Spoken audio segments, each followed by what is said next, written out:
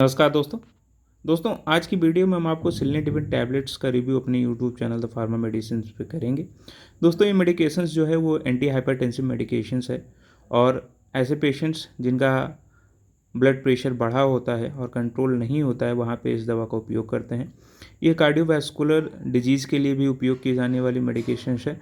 तो दोस्तों अगर आप हमारे यूट्यूब चैनल पे नए हैं तो चैनल को सब्सक्राइब कर लें और वीडियो को लास्ट तक देखना न भूलें, क्योंकि आज की वीडियो में हम आपको इसकी सारी जानकारी अपने यूट्यूब चैनल पे देंगे। लाइक इसका एडवांटेज क्या है, डिसएडवांटेज क्या है, कॉस्टिंग क्या है, साइड इफ़ेक्ट्स क्या है और डॉक्टर किन किन इंडिकेशंस में इस दवा का उपयोग करते हैं।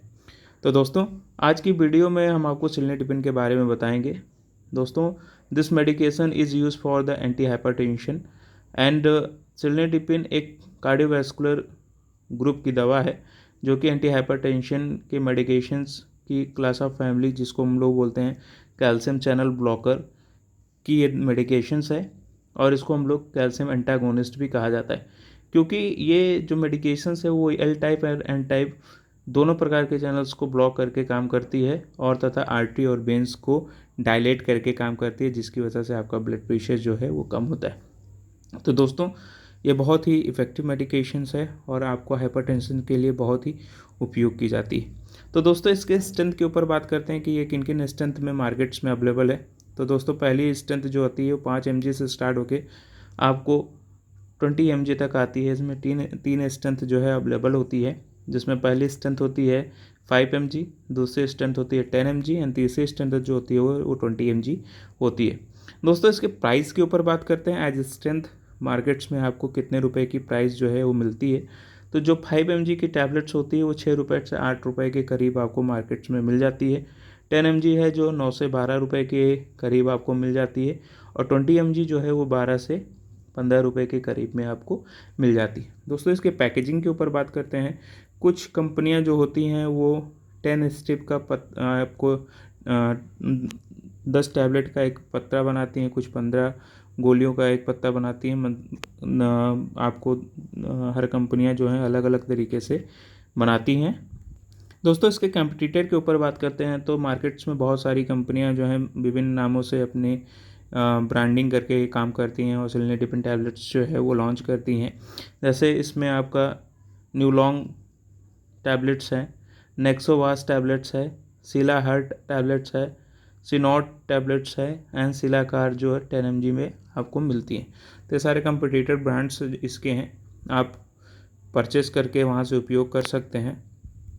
दोस्तों इस टैबलेट के यूजेस के ऊपर बात करते हैं तो सबसे बड़ा और सबसे इफ़ेक्टिव जो इसका यूजेस होता है वो हाइपरटेंशन के केस में उपयोग किया जाता है। हाइपरटेंशन मीन्स होता है कि आपके बॉडी में जो है वो हाई ब्लड प्रेशर्स हैं या आपके ब्लड में हाई ब्लड प्रेशर है और ब्लड ऐसी कंडीशंस में इसका उपयोग किया जाता है।